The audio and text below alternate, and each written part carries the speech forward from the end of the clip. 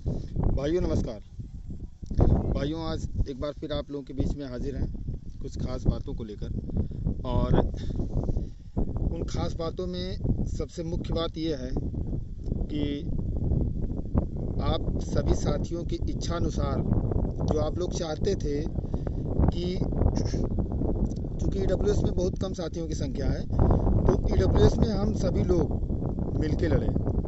और आप लोग जानते ही हैं कि ईडब्ल्यूएस में इलाहाबाद डबल बेंच ने बहुत कुछ आपके पक्ष में ही लिख दिया है। बस उन्होंने ये चीज़ लिखी थी कि आपने इस विज्ञापन को चैलेंज नहीं किया था। विज्ञापन नहीं, ये जो चयनित हैं उनको चयनितों को आपने चैलेंज नहीं किया था, इसलिए हम आपको सीटें नहीं दे सकते हैं। लेकिन ये सरकार को आपको देनी चाहिए थी, हम इस बात को एडमिट करते हैं। तो आप लोग जानते हैं कि हमने लखनऊ में अपनी दीपेश मिश्रा और अनुराग शुक्ला दोनों की याचिकाओं में हमने चयनितों को चैलेंज किया था। चयनितों को बाकायदा नोटिस इशू कराई गई थी। और अब समय आ गया है कि हमारी वो जो याचिकाएं हैं वो सुप्रीम कोर्ट में हमारे भविष्य के लिए अहम रोल निभाएंगी। उससे पहले हम आप लोगों को ये बता देना चाहते हैं कि आप में से कुछ साथियों के प्रयास से, जैसे दिनकर दुबे जी और प्रमोद शर्मा जी और संदीप तिवारी जी या विकास मिश्रा जी, मतलब बहुत सारे लोग हैं, बहुत सारे ऐसे साथी हैं, त्रिपुरेश पांडे जी, आप लोगों के सहयोग से, आप लोगों के मतलब मन के मुताबिक, आम याचियों के मन के मुताबिक हम लोगों ने भी सोचा था। हमसे एक दिन दिनकर भाई बात किए थे कि भाई सभी लोग एक हो जाएं। और उसी दिन हम मतलब कहीं बाहर थे, तो हम कहे ठीक है भैया, हम शाम को आके बात करते हैं। और शाम को आके मैंने खुद बात किया सबसे, और हमने इस बात की खुद इच्छा जताई कि चूँकि हम एक अभ्यर्थी हैं और अगर नौकरी नहीं मिलेगी तो समझ लीजिए कि सब कुछ बेकार है, सारा मेहनत, सारा कुछ करना, आज तक का संघर्ष बेकार जाएगा।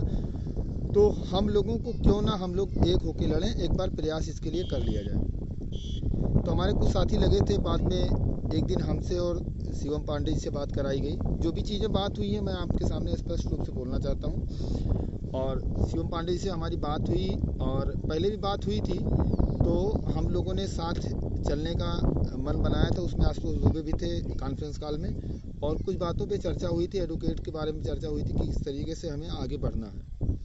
उसके बाद में एक दिन हमने कहा कि एक दिन से बात नहीं बनेगी, एक और दिन हम लोग आपस में कॉन्फ्रेंस कॉल करेंगे।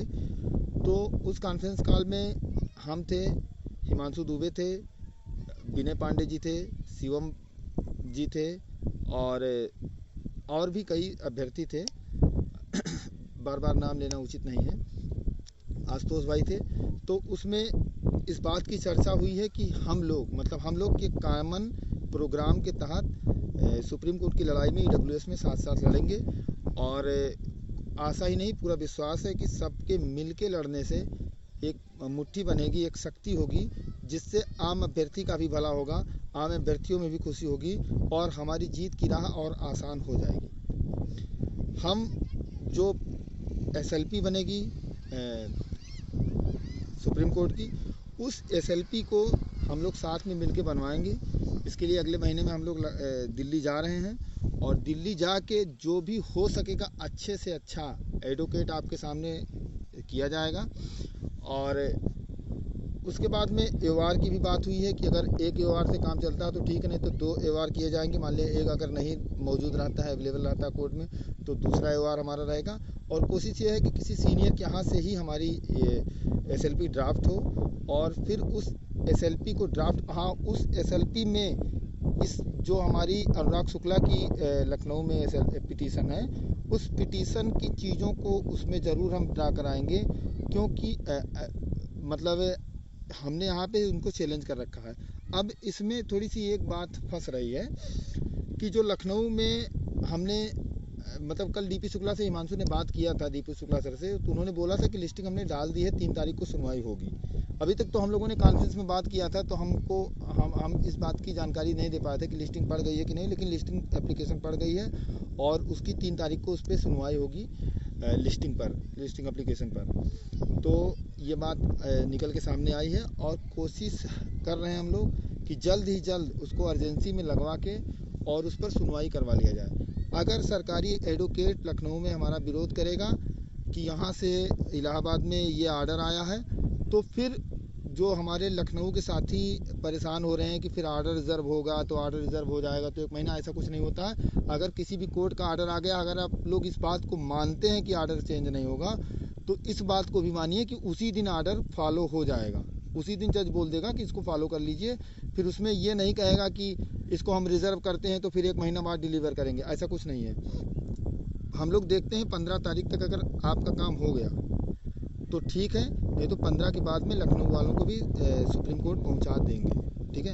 उससे पहले आप लोगों की जो इलाहाबाद के हमारे साथी हैं, इनकी प्रक्रिया बहुत जल्द 2 से 3 दिनों में शुरू कर ली जाएगी और इन लोगों को क्रमशः जो जिस SLP में है उसी SLP के माध्यम से उनको आगे बढ़ाया जाएगा और फिर वहाँ पर मजबूत तरीके से लड़ाई की जाएगी। आशा ही नहीं, विश्वास है कि हम लोग इस मुद्दे को जीतेंगे। और जीतने के साथ साथ एक चीज़ और, हमारी कल एक एडवोकेट हैं बिहार के, कोई श्रीवास्तव जी हैं, प्रमोद शर्मा जी ने बात करवाई थी, तो कुछ उनके पास ऐसे आर्डर्स हैं। उस आर्डर्स को हमने अभी रीड नहीं किया है, लेकिन वो आर्डर्स देवेश शर्मा को, हमारे मैटर में देवेश शर्मा का जो पेच लगा हुआ है उस पेच को काट देंगे। तो फिलहाल इससे हमें फ़ायदा होगा और देवेश शर्मा का जो जजमेंट आया, जो भी फैसला आया है, वो हमारे ऊपर लागू नहीं होगा।